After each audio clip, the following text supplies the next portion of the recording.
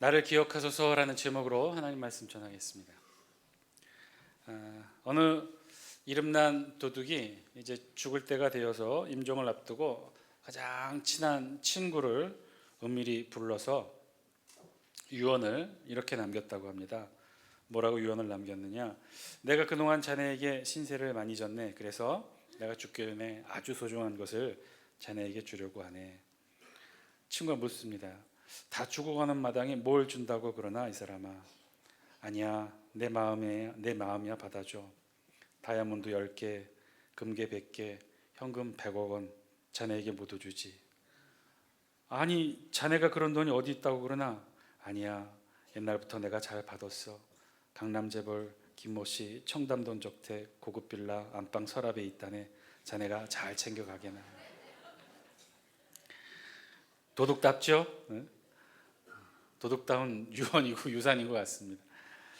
요즘 CCTV가 하도 많아서 이제는 이런 것도 다 인터넷에 올라오네요. 인터넷에 뭐라고 올라왔냐면 인터넷 그 CCTV에 찍힌 세상에서 가장 멍청하고 바보 같은 도둑들 순위를 매겨 이렇게 올렸는데요. 다 소개는 못 해드리고 그 중에 몇 개만 소개해드릴게요. 5위가 이건데요. 도둑 2명이서 한 사람 망을 보고 한 사람은 건물의 유리를 돌로 던져서 부셔서 그래서 물건을 훔치려고 했나 봅니다. 그런데 유리가 너무 단단했어요. 그래서 어떻게 됐느냐? 이렇게 됐답니다. 영상 한번 보여주실래요?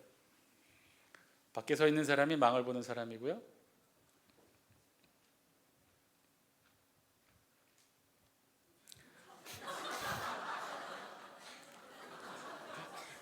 됐습니다. 예. 유리가 저렇게 튕겨내나 봐요. 너무 강해서. 그래서 망을 보던 사람 뒤통수를 맞히고 또 자기 얼굴에 맞았다.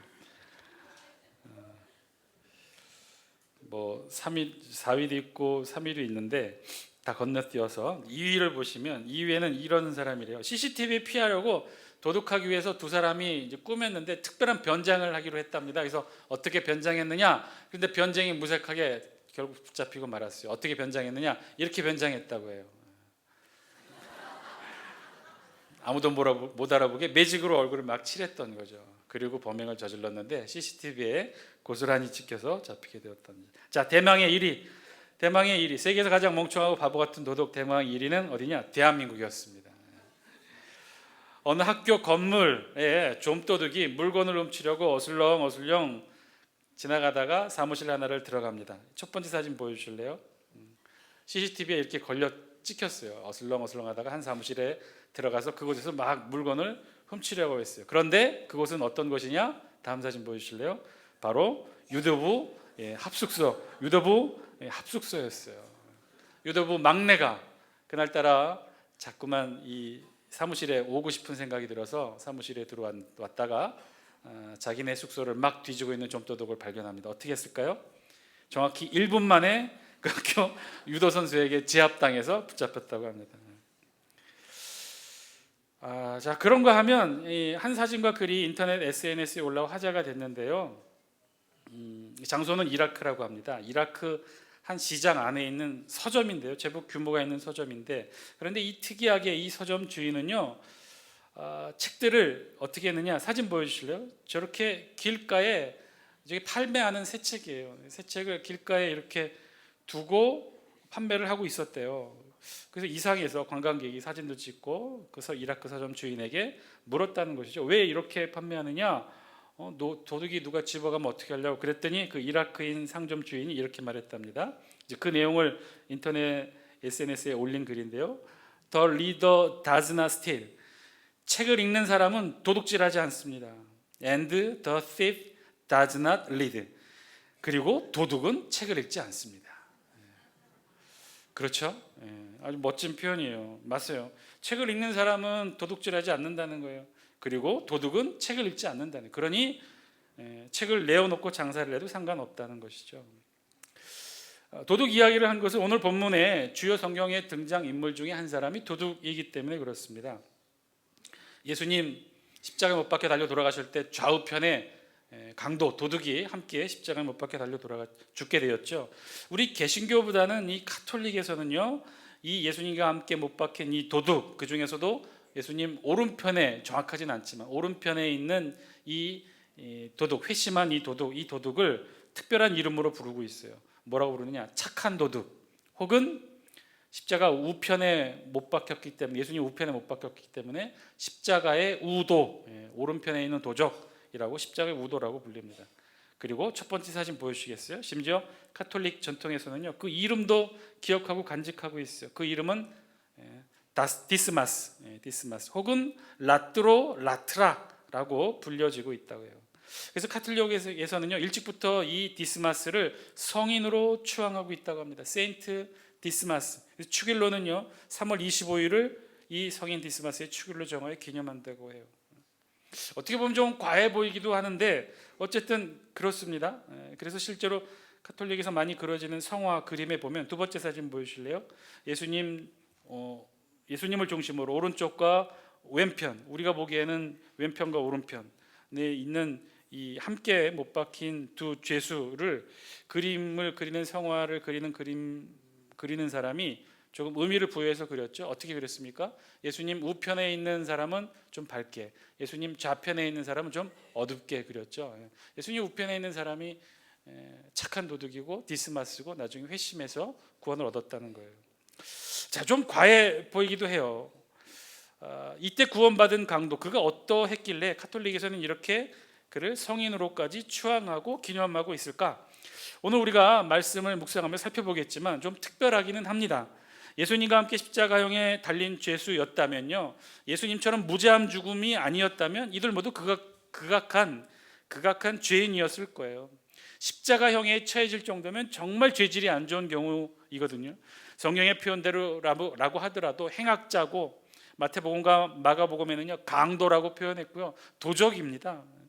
그런 극악한 죄수가 예수님을 과연 어떻게 알아보게 되었을까? 또 어떻게 알아보고 그 예수님 우편에 있던 그 도적은 어떻게 예수님께 간절한 구원의 요청을 했을까요? 뭐라고 했죠? 당신의 나라에 임하실 때, 예수여 당신의 나라에 임하실 때 나를 기억하소서. 결국 이 예수님 십자가 우편에 있던 이 도적은요, 이 회심의 고백 한마디가 결국 이 사람의 영혼을 구원하게 되는 계기가 되었어요. 자, 그렇다면 질문이 생깁니다. 이 죄수는 어떻게 예수님이 그리스도임을 알아보게 되었을까요?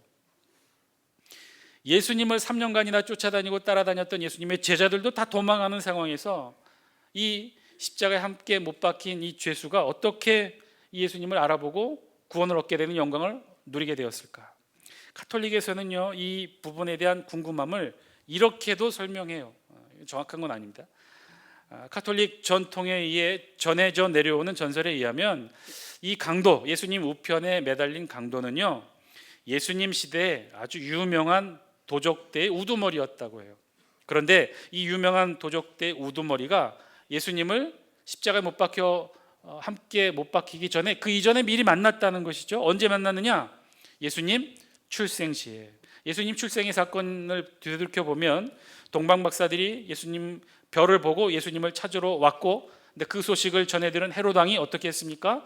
유대 땅에 2세 미만의 모든 아이를 죽이는 영아 살해 명령을 내리게 되죠. 그래서 이 난을 피해서 요셉과 마리아는 어리신 예수님을 데리고 어떻게 합니까? 이집트로 피난을 떠나게 되죠. 그런데 바로 그때 이집트로 떠나는 이 피난하는 요셉과 마리아 어리신 예수님의 가족을 이 디스마스 도적대가 만나게 되었다는 거예요. 그리고 디스마스가 보니까 이 예수님의 가족이 평범하지 않다는 것을 직감하고는 어떻게 했느냐? 이 어리신 예수님과 요셉과 마리아를 보호하게 되었다는 거예요. 이집트에서 돌아올 때까지. 그리고 특이하게도 정확하게 33년이 지난 바로 그날 예수님과 함께 십자가에 이 디스마스는 못 박히게 되었고, 그때 마리아를 기억하고 있던 이 죄수는 자신의 앞에 십자가에 못 박힌 그분이 예수님이었다는 것을 깨닫게 되었다는 것이죠. 그래서 자신의 잘못을 뉘우치고 예수님께 구원을 청하였다는 거예요. 자, 이것이 카톨릭에서 말하는 전설이에요. 사실인지 여부는 알 수 없으며, 그러나 나름 오늘 본문의 질문, 도대체 이 도적은 어떻게 예수님을 알아보고 그리고 그 상황에서 회심하고 그리고 구원을 얻게 되었을까 하는 질문에 한 가지 답을 해주고 있기는 하죠. 오늘 우리 본문은요, 그래서 이 사건이 32절로 이렇게 시작합니다. 우리 32절 말씀 같이 한번 읽겠습니다. 시작. 또 다른 두 행악자도 사형을 받게 되어 예수와 함께 끌려가니라. 아멘. 오늘 우리 성경 누가복음에서는요, 예수님께서 마지막 십자가상에서 고통받으며 죽으실 때 그 옆에 누가 있었다고 기록하느냐면 두 행악자가 있었다라고 기록해요. 누가복음에서는 행악자라고 기록하고요, 마태복음과 마가복음에서는 강도로 기록하고 있습니다. 행악자의 뜻은요, 그냥 나쁜 일을 하는 사람, 범법자, 범죄자를 가리켜요.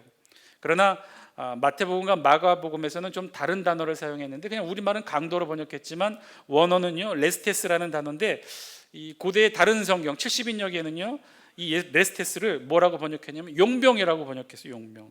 그러니까 이 범죄자들은요 그냥 단순한 목적으로 하는 범죄자, 범법자가 아니었다는 거예요.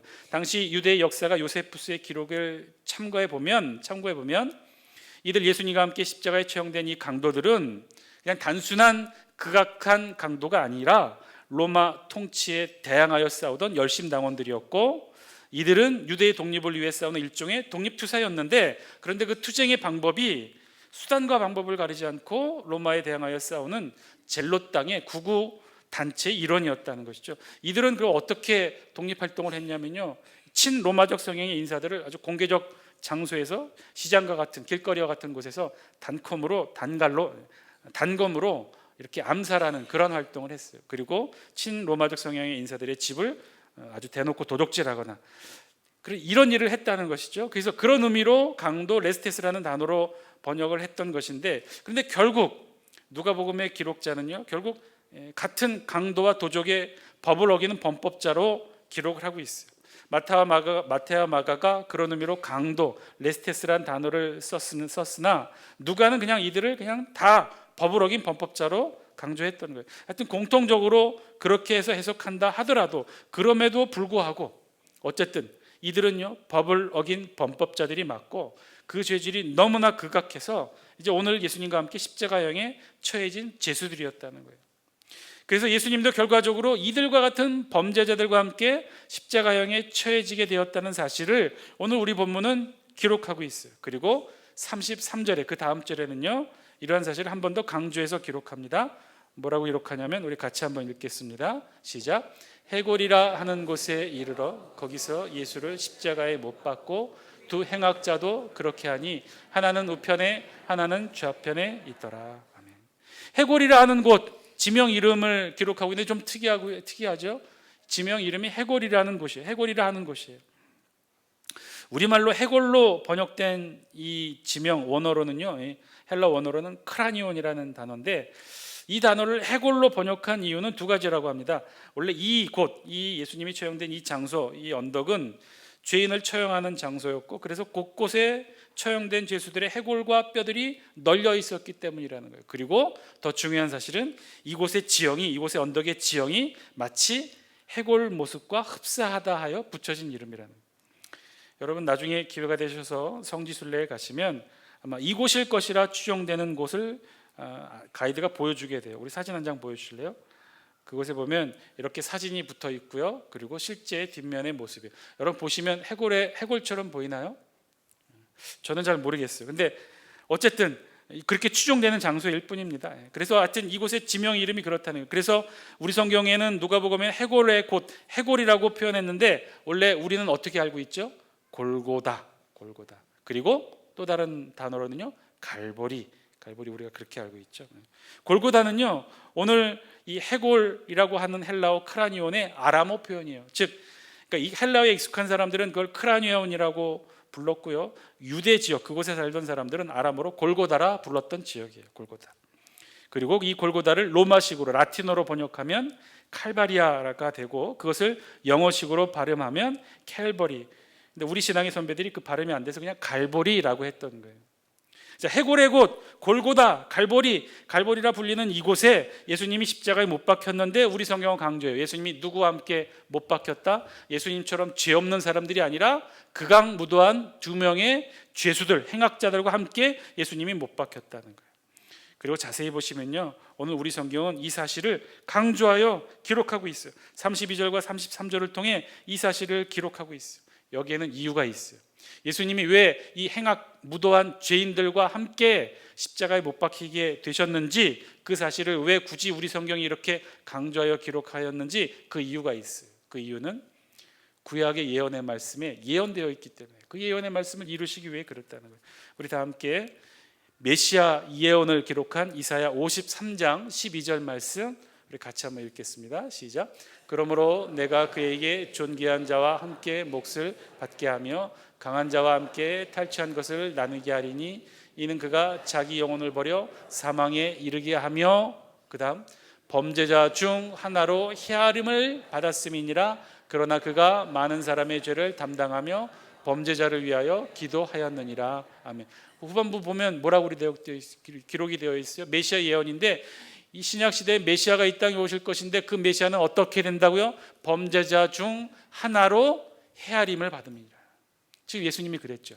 이 골고다 해골의 언덕에 예수님이 십자가형에 매어 달려 있는데 범죄자 두 사람과 함께 이 세 사람이 십자가에 못 박혀 달려 돌아가셨다는 거예요.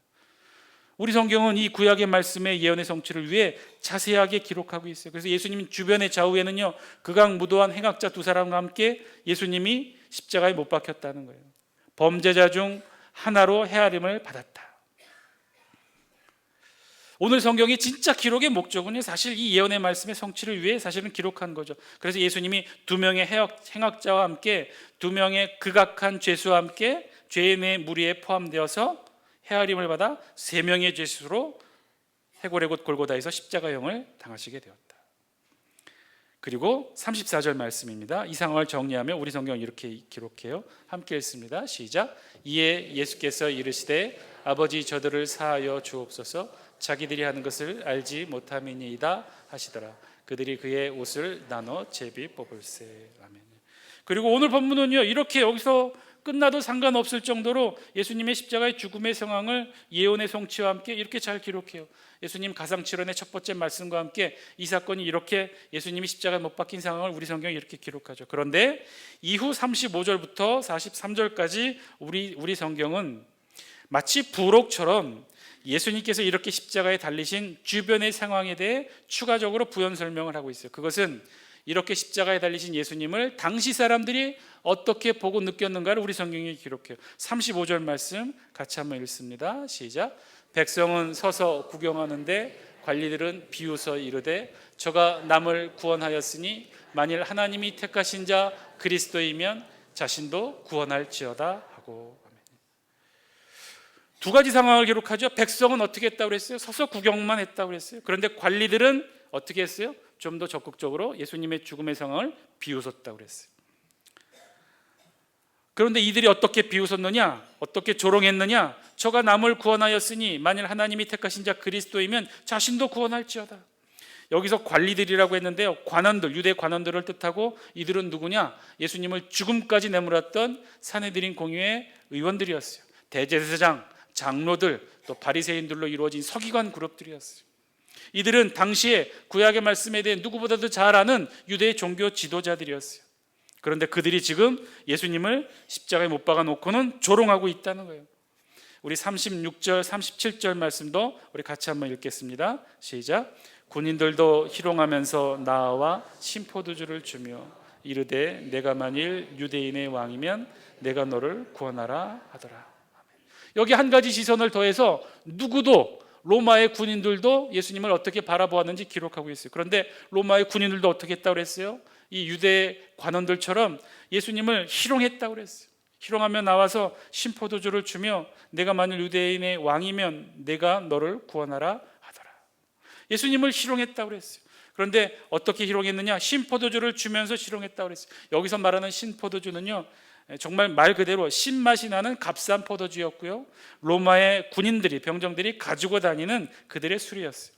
아마도 이들은 예수님 처형의 시간을 기다리면서 예수님 십자가 주변에 앉아서 술을 마시며 기다리고 있었던 것 같아요. 그런데 그 중에 한 병사가 취했어요. 그래서 예수님께 자신이 마시던 술 신포도주를 건네며 예수님을 희롱했던 거예요. 그런데 어떻게 희롱했다고 그랬어요? 내가 만일 유대인의 왕이면 너를 구원하라. 내가 만일 유대인의 왕이면 지금 당장 십자가에서 내려오라. 그런데 이것이 당시 로마 군인들의 시선이었는데요. 그런데 자세히 보면요, 이 로마 군인의 시선, 네가 만일 유대인의 왕이라면 너 자신을 구원하기 위해 지금 당장 십자가에서 내려와 너 자신을 구원해 보라. 이와 똑같은 시선으로 지금 누가 보고 있다는 거예요? 유대의 관원들이, 당시의 종교 지도자들이 그렇게 예수님을 조롱하고 있다는 거예요. 도대체 왜 이들은 이렇게까지 조롱했을까? 이들 유대의 관원들이 예수님을 조롱했던 내용은요, 로마의 군인들이 예수님을 조롱했던 내용과 조금은 달라요. 로마의 군인들은 유대의 군원들과는 조금 다르게, 로마의 군인들은 예수님이 유대인의 왕이 아님을 희롱했다면, 유대의 관리들은 지금 예수님이 그리스도가, 메시아가 아님을 지금 조롱하고 있죠. 유대 관원들은요, 예수님이 하나님의 택하심을 받고 기름 부음 받은 자라고 한다면 지금 당장 자신도 구원하라, 즉 십자가에서 내려오라 라는 거예요. 즉 남도 구원했으니, 여러 가지 이적과 기적을 통해 남도 구원했으니 지금 당장 십자가에서 내려오라는 거예요. 지금 당장 십자가에서 내려오고 자신도 구원하고, 그래서 이 땅과 이 세상 가운데 만왕의 왕으로, 메시아로 군림하라는 거예요. 그렇게 못하니까 너는 그리스도가 아니고 메시아가 아니라, 그러니 저들이 예수님을 향해 비웃었던 거예요. 그리고 조롱했다는 것이죠. 그들이 생각하기에 예수님은 그것을 하지 못할 테니까, 그렇게 할 수 없을 테니까 이들이 조롱했다는 거예요. 그런데 여러분 그거 아십니까? 지금 이들이 종교 지도자들이요, 예수님을 향해 이 쏟아놓는 이 비난들, 즉 예수님은 메시아로 그리스도로 이 세상을 구원할 자로 하나님 앞에 선택받지 못하고 그저 하나님에 의해 저주받은 죽음, 고난의 죽음에 처해지게 되고 하였다는, 그래서 이들이 예수님을 향해 조롱하고 있는 이 조롱의 말들이 사실은요, 저들이 그토록 아끼며 지금까지도 유대인들이 붙들고 있던 구약의 말씀에, 메시아 예언에 정확하게 부합하는 말씀이라는 거예요. 여러분, 저들이 저렇게 말씀을 붙잡고 메시아 그리스도를 기다려 왔는데, 그 구약의 성경에서 그 메시아는 어떻다고 기록되어 있습니까? 그 그리스도는 어떻다고 기록되어 있어요? 저들이 늘 외우고 암송하고 있던 그 말씀에는요, 메시아가 어떤 모습으로 되어 있습니까? 우리 영상을 통해 메시아 예언장 이사야 53장 4절과 5절 말씀 우리 같이 한번 읽어볼게요. 시작. 그는 실로 우리의 질고를 지고 우리의 슬픔을 당하였거늘 우리는 생각하기를 그는 징벌을 받아 하나님께 맞으며 고난을 당한다 하였노라. 그가 찔림은 우리의 허물 때문이요 그가 상함은 우리의 죄악 때문이라. 그가 징계를 받음으로 우리는 평화를 누리고 그가 채찍에 맞음으로 우리는 나음을 받았도다. 저들이 일평생 수천 년 전부터, 아브라함 때부터 지금까지도 유대인들이 그렇게 외우고 암송하고 머리에도 붙이고 팔에도 붙이고 집안 곳곳 문설주에도 붙였던 그 구약의 말씀에 메시아가 어떻다고 그랬어요? 우리의 질고를 지고 우리의 슬픔을 당하고 그가 찔리고 그가 상하고 그가 징계받고 그가 채찍에 맞고 그가 십자가에서 비참하게 힘들게 고난의 죽음을 택하시는 것이 바로 이 땅에 오시는 예수님의 모습이었다고 저들은 그렇게 수년 동안 하나님의 말씀을 붙들고 외웠고 암송했지만, 정작 지금 어떻게 십자가상에 달려있는 그 예수님, 그 구약의 예언의 말씀들을 이루고 성취하고 계신 예수님을 향해 뭐라고 비난하고 있죠? 십자가에 달렸다고, 고난받고 있다고, 상처받고 있다고, 창에 찔림받고 있다고, 그래서 그 십자가에서 내려오지 않는다고 예수님을 비난했어요. 메시아가 아니라고 비난했어요. 그리스도가 아니라고 비난했던 거예요. 오히려 반대로 십자가 예수님을 향해 조롱하며 외쳤던 거죠. 그 고난의 십자가에서 내려오라, 죽음의 십자가에서 너를 구원해라. 여러분, 이 비난의 소리 지금 누구와 똑같이 예수님을 조롱하고 있습니까? 로마의 병정들이 똑같이 그렇게 비난하고 있는 것 아닌가요? 조금의 내용은 틀리지만, 내가 유대인의 왕이라면 지금 십자가에서 내려와라, 너를 구원하라. 술 먹고 술주정하듯 그렇게 예수님을 향해 희롱하는 로마의 군인들과 똑같이 당시의 종교 지도자들이, 대제사장들이, 장로들이, 바리새인의 서기관들이 그렇게 예수님을 조롱했던 거예요. 그리고 이런 세 부류의 시선들 속에서 예수님 좌우편에 함께 매어 달렸던 두 행악자의 시선도 우리 성경은 기록해요. 우리 39절 말씀인데요, 같이 한번 읽겠습니다. 시작. 달린 행악자 중 하나는 비방하여 이르되 내가 그리스도가 아니냐, 너와 우리를 구원하라 하되. 아멘. 사랑하는 장수교 성도 여러분, 이제 읽으면 읽을수록 저들의 시선이, 십자가에 달린 예수님을 바라보는 시선이 비슷하다는 건 느끼시나요? 지금 행악자도 그렇고 로마의 군병들도 그렇고 유대의 종교 지도자들도 그렇고 다 하나같이 예수님을 향해 비방하고 있어요. 비난하고 있어요. 조롱하고 있어요. 희롱하고 있어요. 뭐라고 희롱해요? 그 비난의 내용이 뭐예요? 당장 십자가에서 내려오라는 거예요. 내가 그리스도고 유대인의 왕이고 메시아라면 십자가에서 내려오라. 십자가에서 내려와서 너를 구원하고 우리도 구원하라. 사랑하는 장수께 성도 여러분, 오늘 말씀을 통해 들려주시는 하나님의 음성, 저와 여러분 들을 수 있게 되길 바랍니다. 이 세상이 바라보는 예수님의 십자가가 그렇다는 거예요. 내가 그리스도냐? 그렇다면 너와 우리를 구원해보라. 행악자도 그렇고 로마 군병도 그렇고 심지어 종교 지도자들까지도 이들 모두가 예수님을 향해 외쳐요. 내가 그리스도라면, 내가 메시아라면 십자가에서 당장 내려와 나와 우리를 구원하라. 저들이 예수님을 향해 조롱하며 희롱하며 비방하며 외치는 말이 그거라는 거예요. 유대 종교 지도자들도 로마 군병들도 심지어 행악자도 하나같이 외치는 말, 십자가에서 내려오라는 거예요. 그리고 우리도 십자가에서 내려오게 해달라는 거예요. 그런데요, 이때 단 한 사람, 예수님 우편에 있었던 이 강도, 이 사람만은 달랐어요. 전혀 다른 시각으로 예수님을 바라봅니다. 41절, 42절 영상을 통해 함께 읽습니다. 시작. 우리는 우리가 행한 일에 상당한 보응을 받는 것이니 이에 당연하거니와 이 사람이 행한 것은 옳지 않은 것이 없느니라 하고 이르되 예수여 당신의 나라에 임하실 때에 나를 기억하소서 하니. 아멘. 오직 단 한 사람, 예수님 우편에 달린 이 행악자만이 전혀 다른 시선으로 예수님을 바라봐요.